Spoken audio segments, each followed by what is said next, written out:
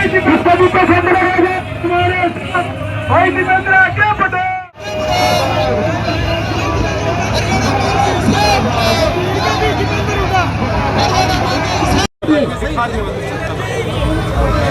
हरियाणा मांगे हिसाब, क्योंकि भाजपा सरकार 10 साल का भाजपा का शासनकाल रहा।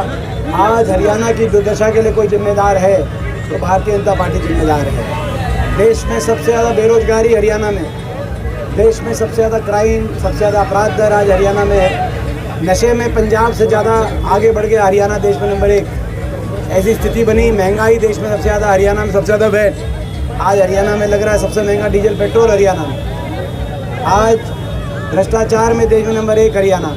और idea, property ID, family ID portals में इतना उलझा दिया हरियाणा के नागरिक को। आज हरियाणा का नागरिक मूलभूत सुविधाओं से वंचित हो गए इन आईडी और पोर्टलों के चक्कर में। कागजों में उलझा दिया, लाइनों में खड़ा कर दिया, बार बार चक्कर काटो। अभी सुबह नांगल चौधरी मेरा प्रोग्राम था, वहाँ पर मैं एक गांव में गया जहाँ एक गांव के 80 बड़े बुजुर्गों को मृतक घोषित करके 6 महीने पहले उनकी पेंशन काट दी। अकेले महेंद्रगढ़ में 1600 ऐसे केस देखे जा रहे हैं। पूरे हरियाणा के अंदर आप जानते हैं 2 लाख बड़े बुजुर्गों की पेंशन कटी। किसी का अंगूठे का बायोमेट्रिक नहीं मिला तो किसी के नाम में स्पेलिंग में गलती हो गई, वो 5-5, 10-10 बार चक्कर काट चुके और उनको जिला मुख्यालय से जवाब मिलता है कि कागज हमने भेज दिए चंडीगढ़। ये स्थिति है। हरियाणा के नागरिक को तो पोर्टल और आईडी में उलझा दिया, हरियाणा के नौजवान को सीटी में उलझा दिया, कच्ची भर्ती में उलझा दिया।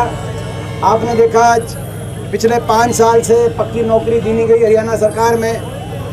तो ये सारी बातें हैं, इन बातों को लेकर हम हरियाणा सरकार से और भाजपा से जवाब मांग रहे हैं, हिसाब मांग रहे हैं। ये कितने हमारा अभियान है। कितने क्षेत्र की कर चुके हो, कितने हल्कों की और पेंडिंग है, उसका शेड्यूलिंग को लेकर क्या? ये अभी 16वां विधानसभा क्षेत्र, वानीखेड़ा विधानसभा क्षेत्र में और पूरे हरियाणा कोने कोने में हम गए हैं। और ये अभियान केवल कोई यात्रा ही नहीं है, डोर टू डोर अभियान, घर घर जाकर हरियाणा के कांग्रेस के सभी वरिष्ठ नेतागण, सभी कार्यकर्ता घर घर जाकर भाजपा सरकार की विफलता की सारी दास्ताएं लोगों के बीच में रख रहे हैं और लोगों समर्थन मांग रहे हैं। और कांग्रेस के हमारे संकल्प, जब कांग्रेस सरकार बनेगी तो हम क्या करेंगे, वो सारी बात भी लोगों के सामने रख रहे हैं। जैसा आपको पता है 6000 बुढ़ापा पेंशन, 300 यूनिट बिजली फ्री, ये सारी हमारी जो घोषणाएं हैं उन घोषणाओं को भी लोगों के बीच में लेके जा रहे हैं।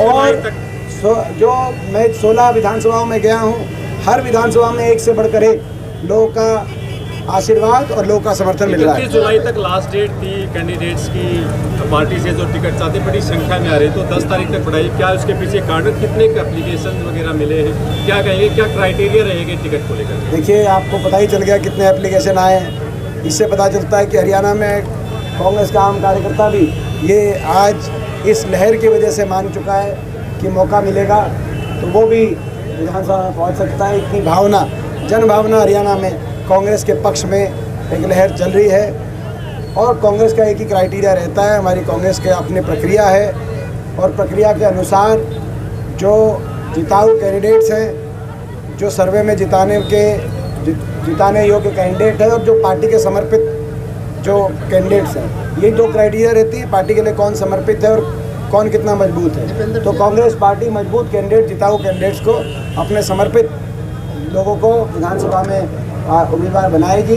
और जो विधानसभा में नहीं भी उम्मीदवार बन पाएंगे मगर जिन्होंने मेहनत करी है, उन सभी साथियों को कांग्रेस की सरकार बनने पे पूरी तरीके से उनको एडजस्ट करके, मान सम्मान देकर, कई सरकार में बहुत सी चीज़ें होती हैं जहाँ एडजस्ट किया जा सकता है। तो इस रूप से जो इतने, क्योंकि इतने आपने देखा 3000, 2500 जब कांग्रेस के नेता कार्यकर्ता टिकट के लिए अप्लाई करें, टिकट तो 90 को ही मिलेगी, लेकिन बाकी का भी कांग्रेस की सरकार बनने पे सबका उचित मान सम्मान निश्चित किया जाएगा, ऐसा कांग्रेस का हिसाब दे रही है। आप हिसाब मांग रहे हैं, वो तो आप देखा आपने, वो तो हिसाब देखिए। पहले तो आपने देखा कि नायब सिंह जी ने फतेहाबाद में परसों उन्होंने मेरा नाम लेके कहा, तो इसलिए मैं जवाब दूंगा। उन्होंने कहा कि दीपेंद्र जी हिसाब मांग रहे हैं, हम हिसाब देते हैं, और 10 काम गिनवाए। वो 10 काम में से 7 काम पूर्ववर्ती कांग्रेस की हुड्डा सरकार के गिनवा गए। अब बताओ आप, वो और उसके बाद जब ये पता चला कि आपने जो 10 काम गिनवाए थे भाषण के माध्यम से जनसभा में, उसमें से 7 कांग्रेस की सरकार के समय, हुड्डा सरकार के समय हुए थे, तो डीपीआरओ को सस्पेंड कर दिया फतेहाबाद। आपको पता चला होगा। कहा कि डीपीआरओ ने ये लिख के दिया था। जिस सरकार को यही ना पता हो कि कौन से काम उनने कराए, कौन से नहीं कराए, और या फिर उनके पास गिनवाने लायक काम ही नहीं हो, तो ऐसी मैं समझता हूँ सरकार तो स्वयं को सस्पेंड करे, खुद को सस्पेंड करे तो बात समझ में आए।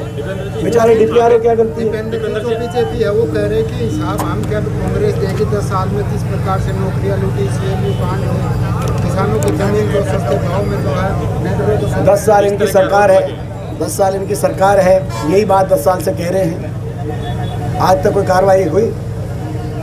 10 साल इनकी सरकार थी, यहाँ से लेकर ऊपर तक सब कुछ इन्हीं का तंत्र था।